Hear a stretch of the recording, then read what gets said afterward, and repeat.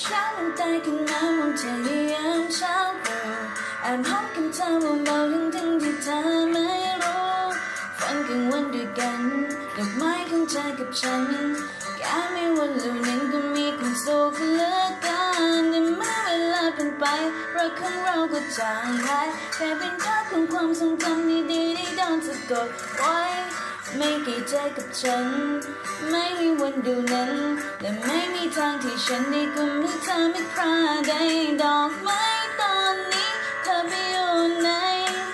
ที่ใจเธอให้ใครฉันจะอยู่อย่างไรจะขอพรจากฟ้าข้อหนึ่งได้จะขอเธอกลับมาอย่าให้ไปรักใครจะดอกไม้ตอนนี้เธอไปอยู่ไหนที่ใจเธอให้ใครฉันจะอยู่อย่างไรจะขอพรจากฟ้าข้อหนึ่งได้จะขอเธอกลับมาอย่าให้ไปรักใคร